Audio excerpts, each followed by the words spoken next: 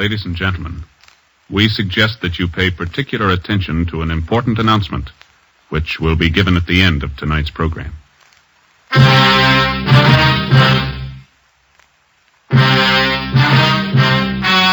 The story you're about to hear is true. Only the names have been changed to protect the innocent. Fatima Cigarettes, best of all long cigarettes, brings you Dragnet.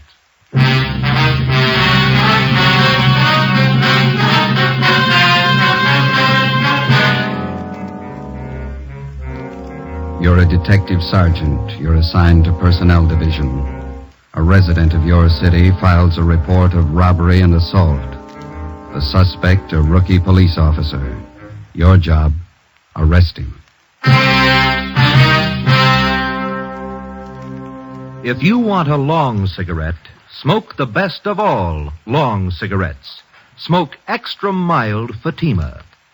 Yes, Fatima is the king-size cigarette, which contains the finest Turkish and domestic tobaccos, superbly blended to make it extra mild, to give Fatima a much different, much better flavor and aroma than any other long cigarette.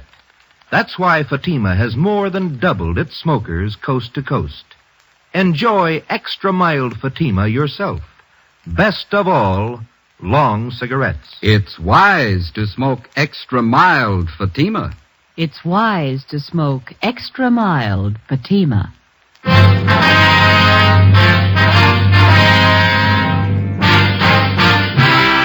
Dragnet, the documented drama of an actual crime. For the next 30 minutes, transcribed in cooperation with the Los Angeles Police Department, you will travel step by step on the side of the law through an actual case from official police files. From beginning to end, from crime to punishment, Dragnet is the story of your police force in action. It was Wednesday, April 9th. It was foggy in Los Angeles. We were working a day watch out of Personnel. My partner's Ben Romero, the boss's Deputy Chief Holman, Commander BIA. My name's Friday. We're on the way over from the City Hall, and it was 5:25 p.m. when we got to Central Division. The assembly room. How's the wife? You see him, Joe? Yeah, that looks like him over there. I'll let you know. Hi. You Russell Clark? Yeah, that's right. Friday and Romero, Personnel. All right. Lieutenant Drummond over at BIA would like to talk to you. All right. When do you want to see me? Right now. Okay. Wait till I get the cap.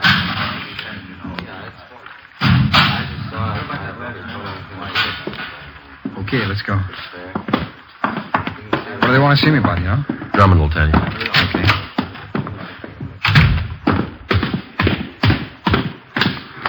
How long you been on the job, Clark? About 2.5 months. How do you like it? Oh, I like it fine. Wife doesn't think much of it. She wanted me to stay at my old job, What was that? selling insurance. Likes to have me home nights. Doesn't like to be alone, especially now. Yeah? She's expecting in a couple of months. You know how they get. Yeah. Let's cross here. Hey, I put in a request for day work. Do you think that's why Personnel wants to see me? I don't know. I don't think so. Boy, I'd sure like to get that day watch. Yeah. Is that the way you fellas started? I did, yeah. You started in traffic, didn't you, Ben? Yeah, Had 9 months of it. Go ahead, Clark. Oh, thanks. I have to be on the job at 6. Think it's going to take very long? I don't know. Hi, Friday. Hi. Right in, Lieutenant's waiting. Personnel, Coleman. Lieutenant, Yeah, come in. this is Officer Clark, Lieutenant Drummond. How do you do, sir? Oh, hey, Clark. Sit down. Thanks. Couple of questions for you. Yes, sir? You were on special duty at the Olympic Auditorium last night, is that right? Yes, sir, for the fights. Anything unusual happen out there last night? Well, it wasn't very important, Lieutenant. After the fights, a drunk fell down the stairs. On the way out of the auditorium, broke his arm. I took him to Georgia Street, and they took care of the arm, and I drove him home. He was pretty drunk. Why didn't you book the man? I didn't think it was necessary. How long you been with the department, Clark? 2.5 months, sir.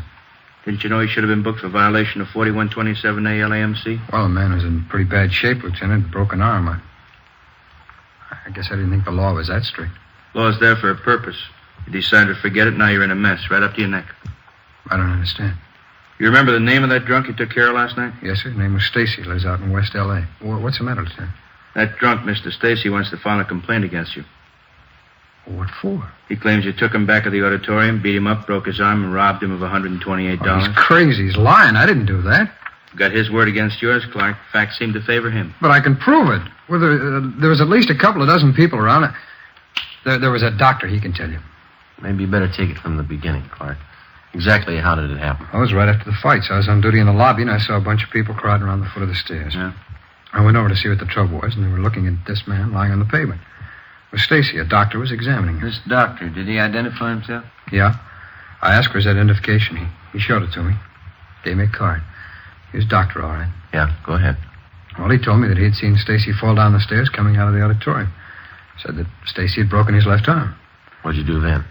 Well, the doc said it'd be okay to move him, so I helped him into my car and took him down to Georgia Street. He was so drunk he could hardly stand up. The attendants at Georgia Street took care of his arm. Well, they can tell you all about this. Maybe, but they can't help you out as witnesses. You could have beaten up Stacy, robbed him, then taken him to Georgia Street. But I didn't, Lieutenant. I tell you that Stacy's lying. What'd you do when you left Georgia Street? Well, I drove into Central and told him what happened. I told the watch commander I was going to drive this Stacy home, and he warned me about it. Guess I should have known better, but... Well, I swear to you this Stacy's lying. You should have known better. Where'd you go after you left Central? I drove him home.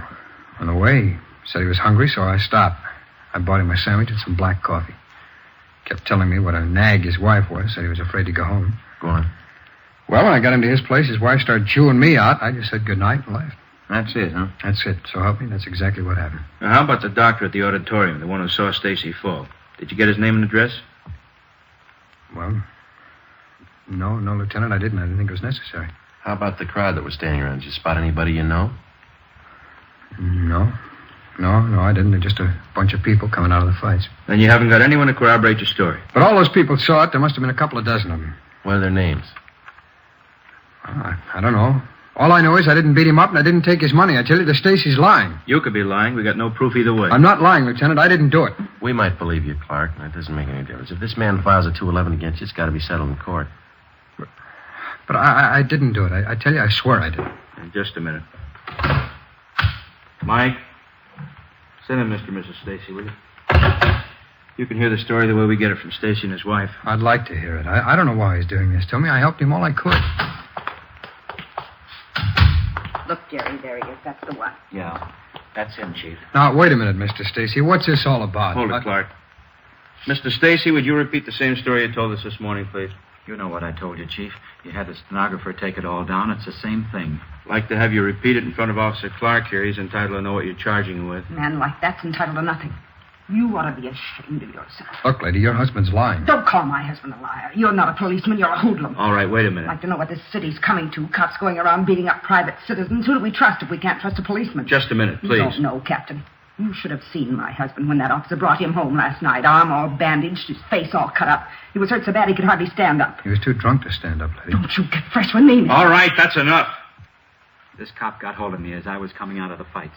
Took me in back of the auditorium. Told me if I didn't hand over my wallet, he'd book me on a drunk charge. Were you drunk, Stacy? I was not. Had a couple of beers, that's all. When I wouldn't give him my money, he beat me up. Broke my arm and took my wallet. How do men like you ever get on the police force? He figured he'd cover up, so he took me and had my arm fixed at the emergency hospital. Then he drove me home. Threatened me all the way. He said, you tell anybody about this and I'll get you. That's just what he said. I don't get it, Stacy. You know that story's a pack of lies. Why are you doing this to me? It's the truth. And I'm going to press charges and get my money back. $128. What have you done with it? We can take care of the questioning, Mrs. Stacy. I don't see you doing it. Make him tell. Where's our money? I haven't got it. Don't talk back to me. Mr. Stacy, you and your wife want to file a crime report at this time. We want to press charges. Romero? Yeah? Take Mr. and Mrs. Stacy down to Record Bureau, have them make out a report for 211 and assault. Right. Get them this way, please. Now listen. We're going to get action if we have to take this to the district attorney. We're not afraid of the publicity. We'll go to the newspaper if we don't get action. Yes, ma'am.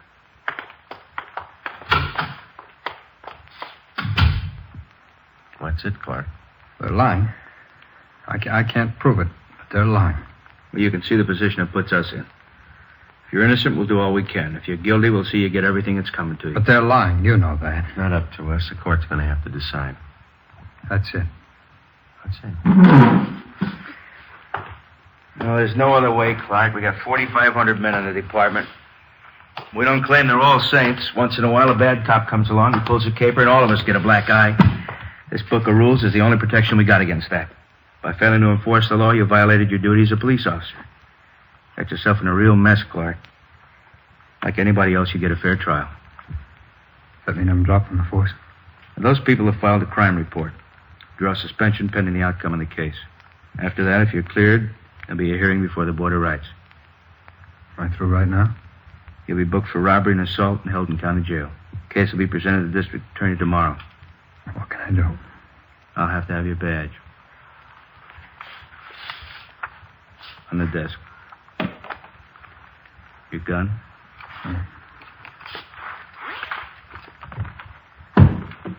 ID card? Yeah. On the desk. Yeah. All right, Joe, that's it. Okay. Take him.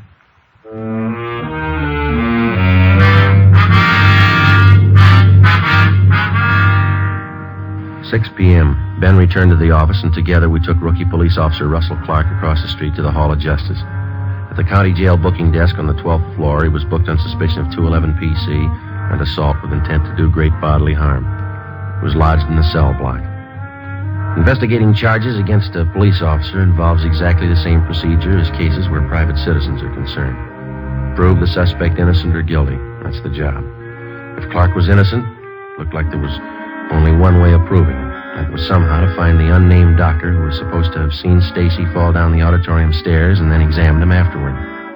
If Clark was guilty, we had to find proof that his story about Stacy falling downstairs was a lie. Besides that, we had to find evidence that he beat up Stacy at the rear of the auditorium that night and that he robbed him of $128. Thursday, April 10th. Ben and I checked in for work at 7:45 a.m. and found a message from the jailer on the phone board. Clark wanted to see us right away. We met with him in the county jail interview room. How you doing? Not too bad. Don't let it sour you, huh? Sergeant, you really think I rolled that character? Come on, tell me the truth. We checked you out. Good family. You got a fine Army record. No, we don't think you did it. I just can't understand why he picked me out. I tried to help him all I could. Then he walks in the next day with a frame story like that. You got any idea why Stacy would pull something like this on you? I don't know. I'm worried, Sergeant. Believe me, I can't afford to sit here missing my pay. We live pretty close to the budget with a baby coming. I'm worried about the wife. I just don't know what to do. Are you sure you told us everything about this that you remember? Well, that's the one reason I wanted to see you. I didn't sleep much last night. I kept trying to remember the name of that doctor. Yeah? Well, I remember once he did mention his name, and then when I asked for his identification, he showed me one of his cards. Any idea what his name was? Well, I'm not sure, but as I remembered, it was some kind of a Swedish or Norwegian name, something like Johnson, Tollefson, something with a son on the end of it. It's on that card. That doesn't narrow it down too much. Where's the card? Well, I think I put his card in one of the pockets of my other uniform shirt. That's why I called you. I wonder if you could check that for me. It's at home. Sure. Where do you live? Out on Norwich Road, 411. It's right near the Coliseum. 411. Yeah. All right, we'll check it out for you. Just ask the wife, will you? Card should be in one of the pockets. Yeah, if you put it there.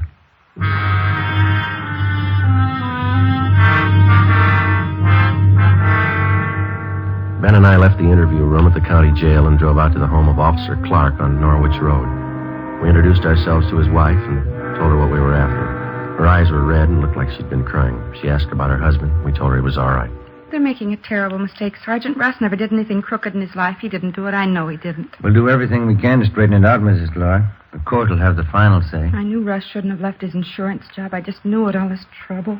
How about that shirt that your husband told us about, the one he wore that night at the auditorium? Oh, yes, his other uniform shirt. Mm-hmm. Can we see it, please? Oh, yes, certainly. It's right this way, back in bedroom. What's so important about the shirt, Sergeant? Your husband told us that there might be a card in one of the pockets. Might help clear up things. Well, it should be hanging up here in the closet. I always like to keep Russ's shirts on hangers. He keeps them much nicer looking. What's the matter? This morning I sent it to the cleaners.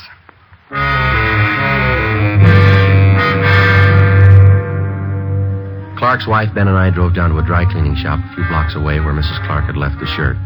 The counter girl there told us that the truck had already been by that morning and picked up the day's cleaning. It was a store rule to check all garments for contents. She had found nothing. We got the address of the main plant, the Great Northern Dry Cleaners, a place down on Factory Street. 10:15 a.m. We checked in at the main plant and explained to the manager what we were after. We gave him the tag number of her cleaning, and Mrs. Clark gave him the description of the shirt. We waited in the manager's office while he made a search for the dark blue wool police shirt. How about this one, lady? It's the only blue wool shirt picked up at your cleaners this morning. Yes, that's Russ's shirt. That pocket flap there. I mended it. I'll check the pockets for you. I had to pull it out of the tank. It's all wet. Anything? Not in this pocket. Try the other one. Yeah? Look for yourself. Nothing.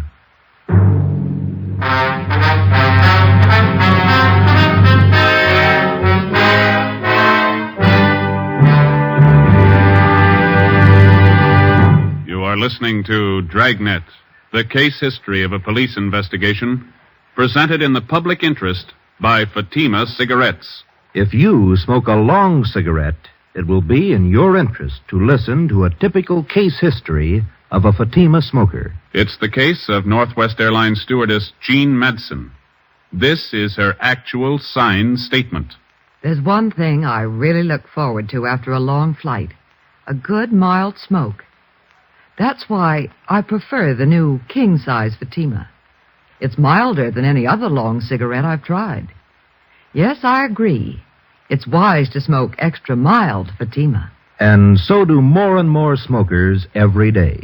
Actual figures show extra mild Fatima has more than doubled its smokers coast to coast. So enjoy extra mild Fatima yourself. The king-size cigarette, which contains the finest Turkish and domestic tobaccos, superbly blended to make it extra mild. You will prefer Fatima's much different, much better flavor. You will agree. It's wise to smoke extra mild Fatima. It's wise to smoke extra mild Fatima. The best of all long cigarettes.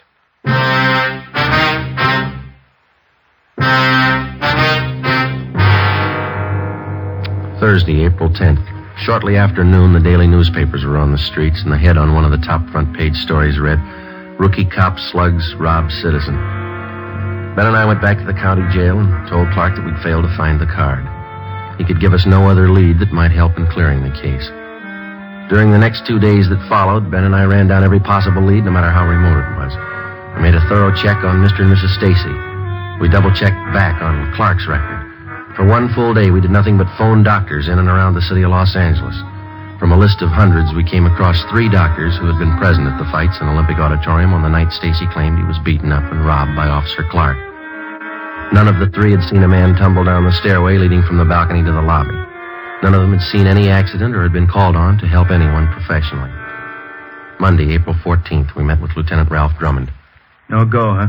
That's got us, Ralph. We can't figure it. It's almost a fact Stacy's lying. Clark, what about him? Well, there's still nothing to show that he didn't do it. He had the opportunity. Maybe he had a motive. He needs money, you know. Who doesn't? How much you get on Stacy? He and his wife run a second-hand furniture store in South Flower. It's a small business. Stacy's quite a gambler. He bets on the fights. Yeah? We checked around with some of the gang down at the auditorium. Stacy's well-known down there. He laid some pretty heavy bets the night he claims Clark rolled him. How much? You got the dope there, Ben. How's it figure out? He lost over $75 in small amounts. Add to that the fact that he was doing some partying. That might account for the 128 that's missing. Stacy blew the roll, was afraid to tell his wife, so he cooked up the story against Clark. Yeah, sure. Maybe that could have been the way it happened. What do you got on the other side? Not much, Ralph. Couldn't dig up anything against Clark. I don't know. He doesn't seem like the type to pull something like that. Maybe not. You still can't prove he didn't do it. How about the papers? You've been plugging for witnesses? Yeah. Here's the ad. Had it running in personals for 4 days now. Thanks. All those saw a man fall down the stairway, the auditorium. Tuesday, police call Michigan 5211-75. No results, sir? No. All the possible doctors in town have been checked out, too. How about the local medical magazines? Got an ad in there, Ralph. Nothing's happened. Well, one thing is sure. Something's got to happen. Newspapers are scorching the kid and the department along with him. A victim without a trial makes good reading in the tabloids. There's one thing I can't understand. If Clark's leveling and there was a doctor at the fights that might have looked at Stacy, then where's the doctor? We've had this thing noised all around town. Well, give it a little more time, he might turn up. I kind of like the Stacy angle. What do you mean? Well, suppose we get him in here. Think we could break him down into questioning? Oh, no, I doubt that. We can't even get close to him. That wife of his and that lawyer, they're with him all the time. He's afraid to talk to us. Maybe if we pass the word to his wife he'd been gambling, how far can we go on that? Well, she might believe us, she might not. You've seen what she's like. Yeah. I got an idea he sold her on a story and she's tagging along to get the $128 back. It gives me an idea, Joe. One thing we might have missed. Yeah, what's that? We found out that Stacy did a little partying before he went to the fights at the auditorium that night, didn't we? Yeah, go ahead. We checked out a couple of the bars he was drinking at, but we figure he must have partied away at least 50 out of that $128. Mm-hmm. He didn't spend that much at the bars. Oh, well, sure. He probably hit a few other places, too. That's what I mean. That's still a lot of money to drink up alone. You figure a woman? Maybe. You got any reason to think Stacy plays around? Just one. Yeah? His wife.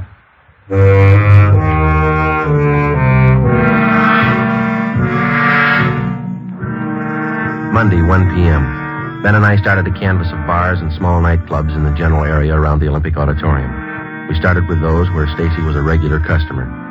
We failed to turn up any leads. Either the bartenders refused to tell us or they had no knowledge of Stacy's running around with other women. We kept at it. Another day passed. 2 days. Nothing. One of the newspapers started a campaign against the brutality of police officers. On Thursday, we got a tip from a bartender at a place out on Washington Street, the Brown Cow. He told us that he thought he saw a man answering Stacy's description in his bar a few nights before with a flashy blonde in her late 20s. He said he didn't know Stacy too well, but he knew the girl, and he knew the hotel where she stayed. Her name was Sandra Gay, an acrobatic specialty dancer at a cheap nightclub. We checked out her hotel, but she wasn't in.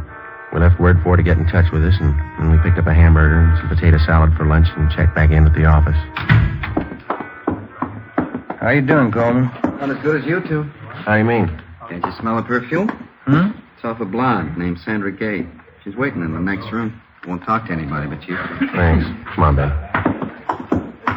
Didn't waste much time, did she? Perfume. Sure strong. Your name, Sandra Gay? Yeah, that's right. You the fellas been looking for me? Drop by your hotel. We'd like to ask you a few questions. Sure, it's all right. This is my partner, Sergeant Romero. My name's Friday. How you doing? Hello. Romero. Kind of cute for a cop. What can I help you with? Do you know anybody by the name of Gerald Stacy, Miss Gay? Gerald, yeah, I hate that name. Do you know any man who calls himself that? No, I think that's a terrible name for a man, Gerald. The man we have in mind is pretty short, stocky build, dark hair, and he wears steel-rimmed glasses. Yeah, where's he hang out? Place out in Washington, the Brown Cow. Supposed to have been seen with you. Gerald Stacy. Oh, yeah, I think I know what you mean. Furniture business and runs a place near the Brown Cow. That's right. You know him? Oh, Pop, sure I know him. We get together once in a while. He's a kick. Pretty big spender? When he's got it, yeah. Last time we went out, he was fine. He can kick it around when he wants to. Oh, Pops. When's the last time you were out with him, Miss Gay? Maybe a week, 2 weeks ago. The Tuesday night, I think, yeah. Tuesday the 8th? Is that about right? Yeah, must have been it. Why, what's it all about? Did you spend most of the evening with him? No, I had to get back to the club, do my act. He went on to the fights over at Olympic. I get it. Personnel, Friday. Is this Sergeant Friday? Yes, that's right. This is Dr. Samuelson talking, Sergeant. I've been out of town. I just got back this morning. I saw the ad in the paper. Yes, sir? I was at the fights that night, Sergeant. What else do you want to know? Would you mind telling us, Doctor, did you see a man fall down one of the stairways to the lobby? Certainly. I was the one who examined him.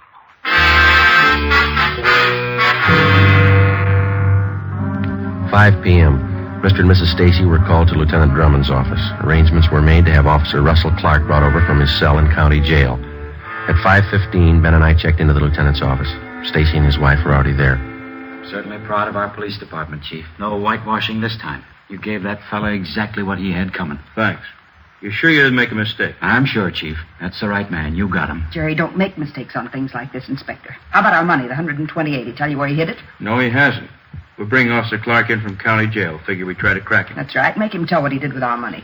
Joe, will you have Officer Clark brought in? By the way. All right. There he is. Where's our money? What have you done with it? Just a minute, please. Stacy, you sure Officer Clark here's the man who beat you up and robbed you? Of course he is. Dragged me behind the auditorium and almost beat me to death. Broke my arm, took all my money. $128. Where is it? I haven't got your money. Joe, bring the doctor in. Right, Lieutenant. In here, Doctor. All right. Mr. Stacy, you're a liar. This officer didn't break your arm. I saw you fall down a flight of stairs at that auditorium and break your own arm. I examined it. Jerry, who is this man? What about it, Stacy? He doesn't know what he's talking about. I never saw him before in my life. No, but I've seen you, Stacy. You were drunk. I saw you fall down those stairs. You're crazy. Joe, send Miss Gay in. Right. All right, Miss Gay. Okay, thanks. Sure strong perfume. You recognize any of these people, Miss Gay? Hello, Pops. I don't know you. Don't you remember the perfume? You give it to me. Who is this woman? Just a friend, honey. All right, Stacy, now let's have it straight. It was all a mistake. I don't want to make trouble for anybody. It wasn't this cop's fault. I don't want to make any trouble. What about this woman? It was all a mistake, believe me. You took that money, Gerald. You spent it on her. Now, wait a minute. Causing all this trouble, squandering our money. After all I did for you, you're no good. This time I'm through. All right, Clark, let's go. Okay. Well, that's it. I don't know how to thank you, fellas. And doctor's the best friend you got. Yeah? Yeah, I better call her wife. She'll want to know. Friday, phone message for you here. Oh, thank you. From your wife, Clark. Yeah? She found that doctor's card.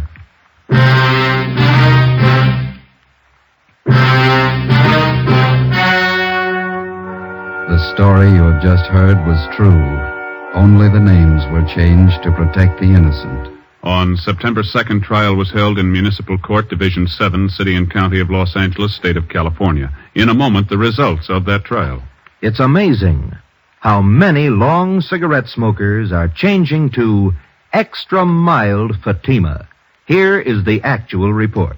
From coast to coast, extra mild Fatima has more than doubled its smokers. Yes, more and more smokers every day are discovering that Fatima is the king-size cigarette that is extra mild. Extra mild because it contains the finest Turkish and domestic tobaccos superbly blended to make it extra mild, to give it a much different, much better flavor and aroma. Enjoy extra mild Fatima yourself. Best of all long cigarettes. It's wise to smoke extra mild Fatima. It's wise to smoke extra mild Fatima.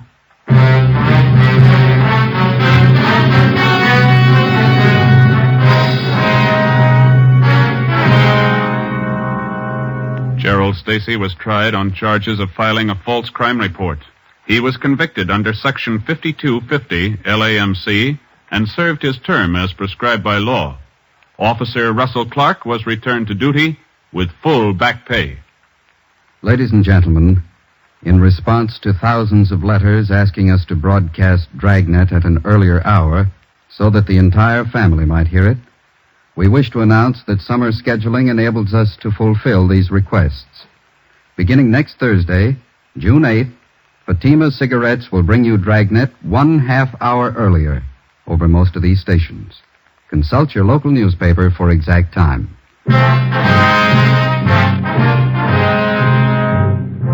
You have just heard Dragnet, a series of authentic cases from official files.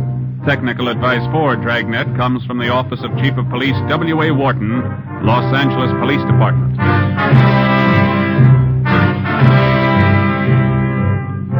Fatima Cigarettes, best of all long cigarettes, has brought you Dragnet, transcribed from Los Angeles.